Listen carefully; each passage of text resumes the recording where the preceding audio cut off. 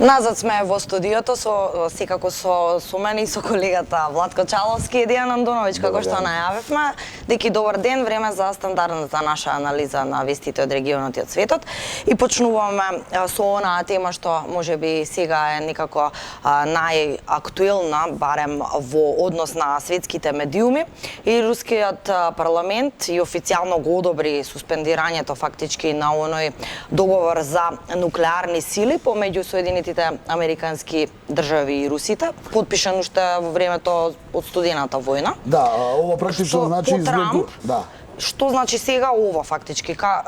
Што представува раскинувањето на двете страни од овој вид на договор? Првин да кажам дека рускиот парламент денеска го одобри практично декретот на председателот Владимир Путин, кој на 4 март оваа година потпиша указ со кој Русија излегува од овој договор. Овој договор е за нуклеарно оружје на краток и среден дострел, односно нуклеарни ракети, нуклеарни боеви глави. Што тоа значи? Тоа значи дека сега некако нема веќе договор помеѓу големите светски суперсили за тоа дали смее да се шири и употребува нуклеарното оружје или не. Зборувам формално правно преку договори. Се разбира дека разумот повторно треба нели тука да надвладе, пошто и кога има договор, ако нема разум, џабе се договорите, но ова е формализирање на одлуката на Путин, кој пак или на Москва, кој пак како контрамерка на Вашингтон и на Доналд Трамп, кој година дена претходно излезе од нуклеарниот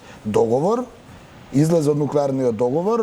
инаку тој нуклеарен договор е, како што самата кажа, е потпишан 1987 година помеѓу Соединетите американски држави и тогашниот Советски сојуз, двете суперсили, двете сили кои ги предводеа двата блока во блоковската поделеност и студената војна, кога тогашниот генерален секретар на Советскиот сојуз Михаил Горбачов и председателот на САД Роналд Реган потпишаа договор за неширење на нуклеарно оружје или нуклеарни ракети со боева глава од краток и среден дострел, значи од 500 до 5000 или 6000 километри можат тие ракети да се лансираат и да погаѓаат цели, се со цел нели да се намалат тие тензии блоковски. Сега 2018-та Трамп прв ја почна војната. Да, ајде да подсетиме, сме ја третирале темава и претходно разговаравме во отвореното студио, меѓутоа чисто за подсетување со кое беше образложението на американците и на Трамп за примарното повлекување. Образложението е просто. Доналд Трамп сака во овој договор да ги вметне и останатите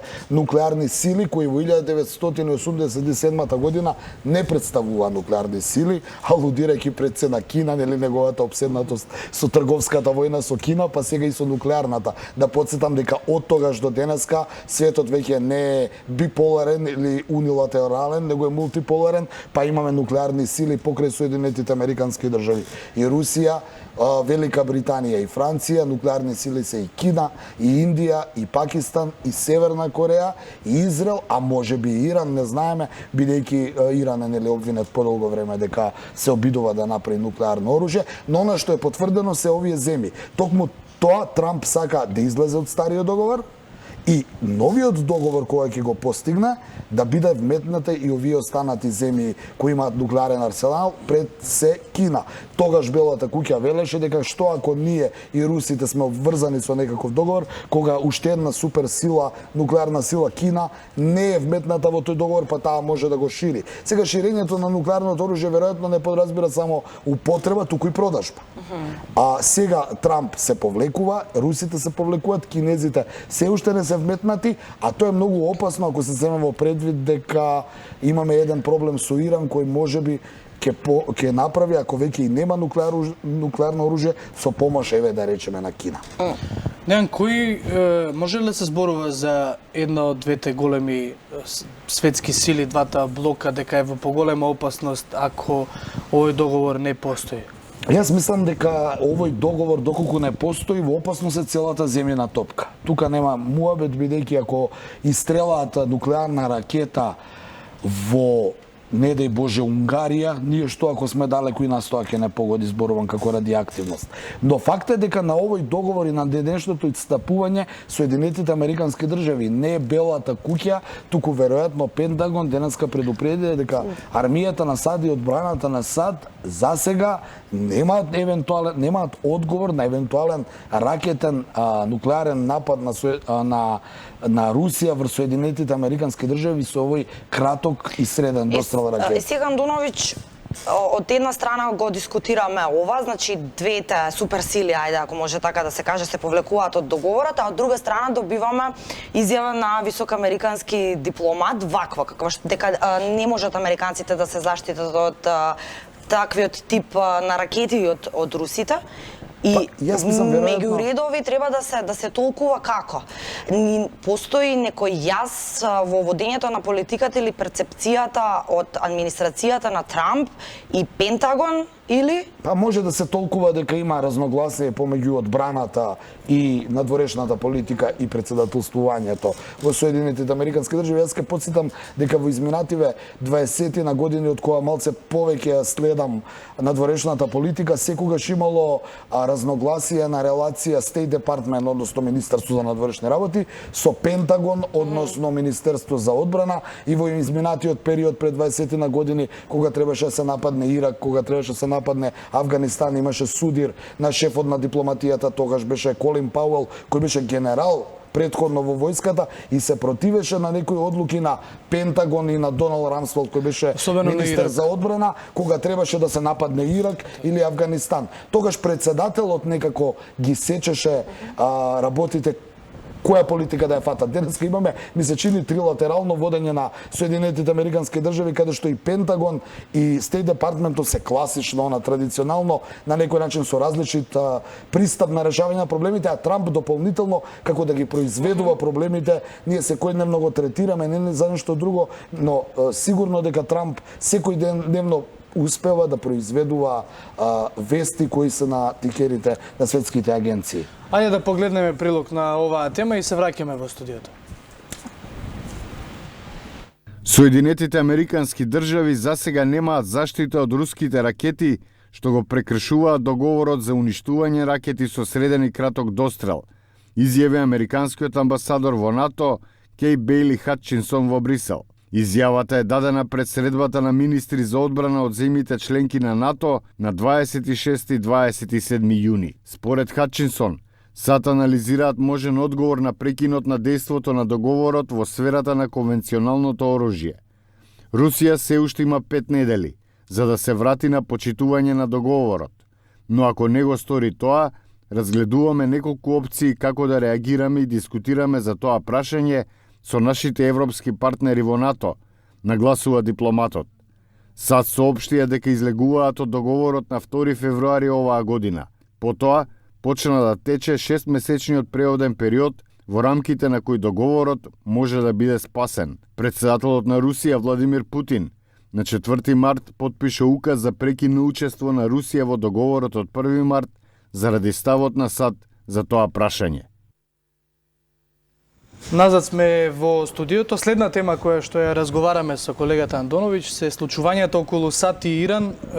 На релација Иран-САД има обвинувања дека се кова некаков заговор за напад на иранската држава. Меѓутоа сме разговарале дека Иран зад себе ги има токму можеби не декларативно, но неофицијално Русија и Кина со своите политики, што значи се однесуваат некако заштитнички.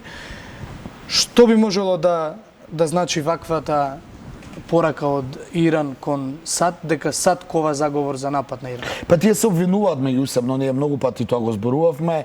Очигледно Иран е на метата на Соединетите Американски држави многу одамна, тоа сме го зборувале, не би сакал да се повторувам. Она што е ново и секојдневно и од ден во ден се повеќе и повеќе ескалира се престрелките засега вербални помеѓу Иран и Соединетите Американски држави. Приказната оди да ја упростиме вака, ние не сакаме војна, но доколку бидеме нападнати, ќе се одбраниме. И двете држави. Двете држави тоа го велат. Пред некој ден и тоа го коментиравме, беше урнат дронот.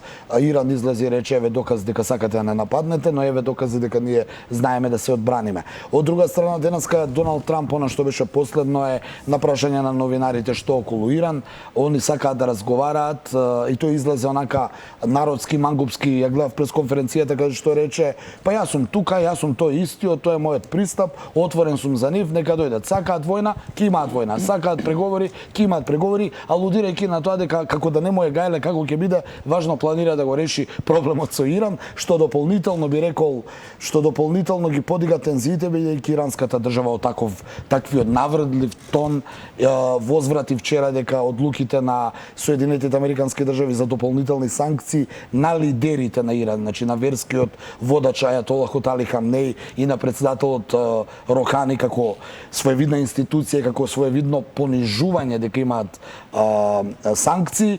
Техеран соопшти дека политиката на САД е ментално ретардирана, што почнуваат полека да ја спуштаат нивото на културна дипломатска риторика, одат во една простачка фаза на разговарање, која може да изроди не Боже со некаква војна интервенција.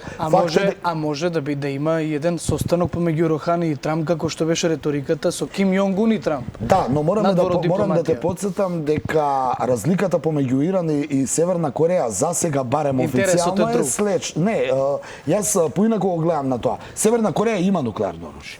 Тука немаме дилеми. А Иран не знаеме дали имаме.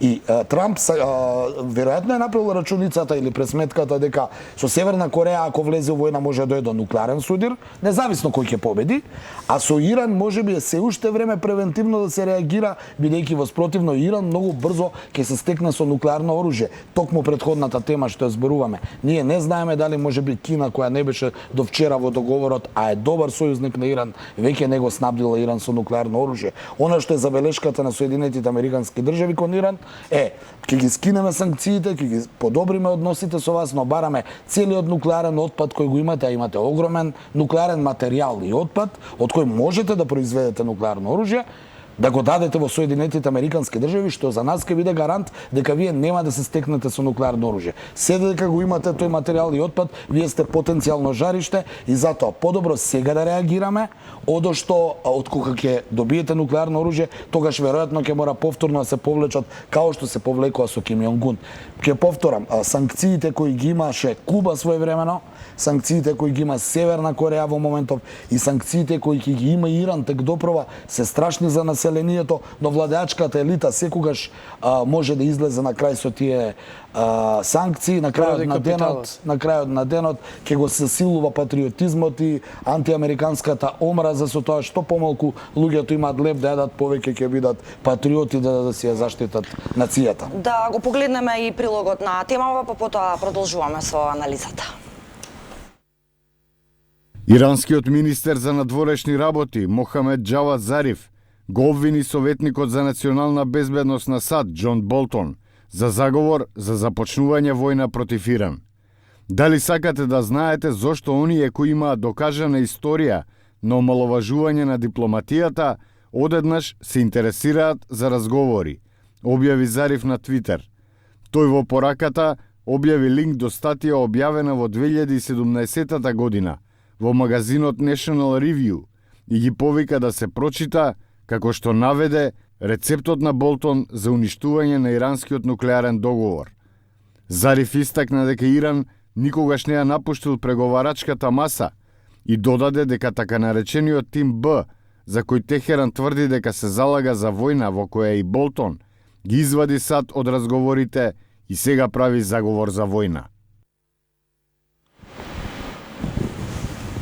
Така, и сега од кај американците се селиме кај британците. Исто така, многу внимание во јавноста предизвика изјавата, односно делот колумна или статија чинам на поранешниот шеф на Борис Џонсон, кој меѓу другото и навредливи зборови упатува кон него, но вели дека е целосно неспособен да биде премиер. Мојата омилена тема.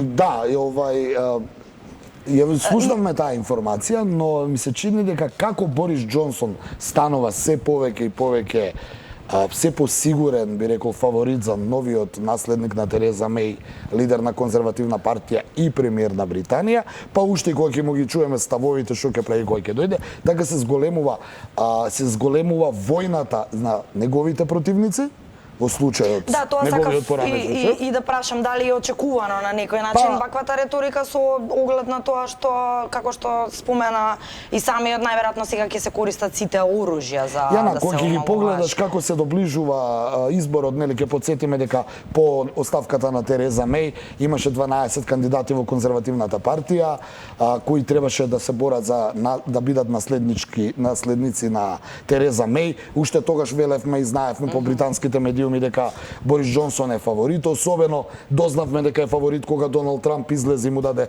јавно поддршка и му кажа: Борис Џонсон, излегува од Европската унија, не ти треба, вие сте британци, вие поише нив им требате него они вас, без договор излезете, ние ќе ви даеме поддршка. Од тогаш некако Борис Џонсон противниците се засилија кон него, а неговиот тим што му го прави пиерот го ја засили реториката, па вчера имавме информација дека наводно европски настроените сили во Британија се обидувале да му направат атентат, бидејќи нели сакале да го тргнат европските сили, алудирајќи на тоа дека тој ако дојде нели на власт, како што најавува, ќе извади Британија на 31 октомври од Европската унија без договор и нема да дојде до хаос во општеството, бидејќи има специјални односи со Соединетите Американски држави. Оваа изјава е само една во низата, но моето прашање на неговиот шеф би било, доколку го видам, би го прашал: добро, ако не е способен да биде премиер, како он да беше способен да биде министер за надворешни работи? Нема тука некоја голема разлика. Тоа е општествено одговорна функција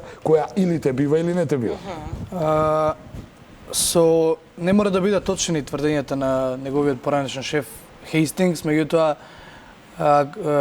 јас барем за оно што го знам за Борис Џонсон, за мене секогаш ќе биде представник на едно такво шарлатанска политика, меѓутоа јас не сум релевантен за британците. Па не сме релевантни, а ми имаме право да дадеме оценка. Прашањето ми е дали британците се плашат, бидејќи видоа што значи да лидер на светот да биде Доналд Трамп, а сега да добијат еден помал Трамп во својата држава и затоа се плашат и медиумите од негова евентуално седнување на таа премиерска Токму фотеја. тоа, можеби поучени од примерот на Трамп, едниот дел од општеството смета дека е време на такви политичари. Од друга страна, ние сме сведоци, самиот убаво рече, од една страна такви неконвенционален пристап на раководење со една силна нација, наспроти едно тврдо, ригидно однесување и предводење на друга нација, ќе потсетам Иран, Венецуела и останатиот дел од светот, до едно банкарско шарлатанско однесување на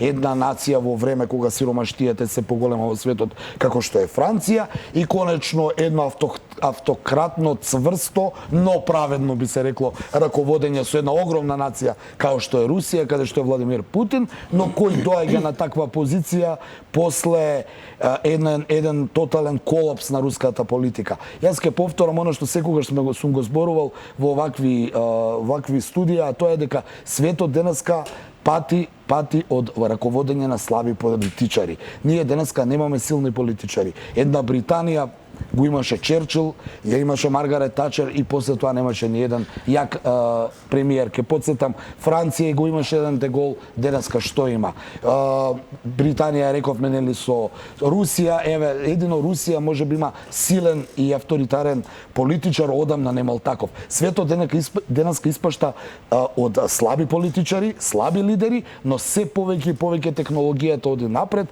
па тие слаби политичари раководат со многу силен арсенал на оружје, што може да доведе до ова што доведува денес. Пред Јана да ја постави следната тема, сакав само да надополнам зошто Борис Џонсон сметам дека еден од тие политичари, затоа што никогаш не носи непопуларни политички мерки, одлуки, туку затоа што сака се повеќе да им се допадне на гласачкото тело. За него Брекзит воопшто можеби не беше важен во поглед на економијата и во поглед на тоа што губат британците, туку беше важно само да биде успешна таа кампања. Да, јас би сакал да видам како Борис Џонсон доколку дојде на премиерското место и ја извади Британија од Европската унија, сакам многу да видам дали можеби повторно се раѓа некој оној генетски модифициран ген во британците, а тоа дека Британија сепак поранешна империја, која со помош на своите поранешни колонии сега обединети во Коменвелтот, ќе може да биде пандан на една Европска унија, ќе потсетам во Коменвелтот се и Канада, и Нов Зеланд и Австралија, можеби британците и на тоа планираат да одат, но Додоку кодат на таа варијанта ќе имаат еден голем проблем, а тоа се Соединетите Американски држави. Соединетите Американски држави во Втората светска војна со искрцувањето на Нормандија и искрцувањето на армијата на САД на европското поднебје и официјално ја затвори моќта и доминацијата на британската империја ни светот. Од тогаш до ден денеска империја се Соединетите Американски држави. И за крај, како заокружување на нашава анализа, одиме во Албанија, односно анализираме што моментално таму се случува. Повторно актуелна целата таа предизборна, да речеме, парадигма и ситуација што се случува во пресред на локалните избори на 30 јуни, препукување повторно власт опозиција. Рама излезе со изјава дека опозицијата се игра со судбината на својата земја, алудирајќи на повиците за бојкот. Да. Од Баша и секако неговите приврзаници. И подршка од председателот Илир Мета, кој ги суспендираше тие избори, па денеска Јана, главното прашање е дали на 30 јуни ќе има Албанија локални избори или не. Дали?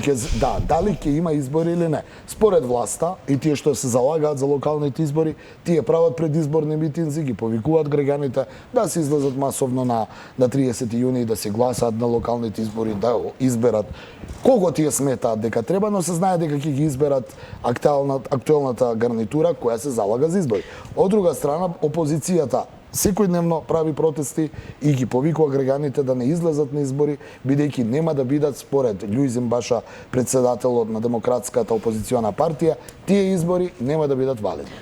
Но судејќи според реториката на Рама, да речеме, игра сега никако на картата дека тоа штетно влијае, односно сите овие бојкоти и процеси немили настани кои што континуирано се случуваат во Албанија, па и повиците сега за бојкот, дека сето тоа лошо влијае и ќе се рефлектира во однос на евроинтегративниот процес на, да речеме, Албанија. Токму така, но ние сме сега сведоци на тоа дека и немаме некој официјален став на европските политичари кои се уште во формирање на постизборно формирање на институциите да надат некоја јасна порака како што ние бевме сведоци во Македонија пред 2 години да добијат јасна порака. Значи ние само слушнавме дека Меркел се ги поддржува изборите, но Макрон не ги поддржува изборите, така да сега за сега ја просто ќе се изразам да не се во кожа на албанските гласачи, бидејќи вистински не знаат што треба да прават. Денеска Љујзин Баша излезе и рече да не излегуваат на избори, бидејќи тие избори нема да бидат валидни. Илир Мета ги како председател на Албанија ги суспендираше формално правно, како председател на држава ги пролонгираше изборите, под образложение дека премногу голема енергија негативна има во општеството, може да дојде ескалација и поради тоа да се одложат. Еди Рама вели на 30 правиме избори, сакале он или не. Ќе потсетам дека Илир Мета има обврската и најавата дека доколку власта ги прави изборите може да изведи армијата на улица. Сето тоа е хаос, да видиме што ќе биде 30-тие. Многу брзо па ќе видиме како се тоа. Мало објаснување со прилог од колегите од Дескот и се враќаме да го затвориме овој дел од студиото. Лидерот на најголемата албанска опозицијска сила, Демократската партија, Љујзин Баша, ги повика албанските граѓани да ги бојкотираат локалните избори на 30 јуни, додавајќи дека избори нема да бидат признати. Тој ги повтори како што рече двата силни услови на опозицијата за надминување на кризата, а тоа е казна за кратците на гласови и заминувањето на премиерот Еди Рама. Според него, најдобар начин да се забрза падот на Еди Рама е неговото напуштање на функцијата. Посочи дека за да излезат на избори се врши невиден терор кон граѓани, вработени во администрацијата, малиот бизнис или други дејности од страна на инспектори, полицијата или другите слуги на Еди Рама.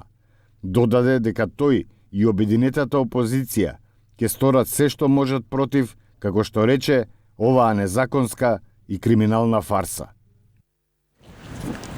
Со овој прилог на колегите од Дескот го завршуваме овој дел од отвореното студио. Правиме кратка пауза, вие проследете ги вестите со Елена Џугуманова. Јас и Јана се враќаме во 17 часот, а наш гостин, поранешниот заменик министер за образование Петар Атанасов.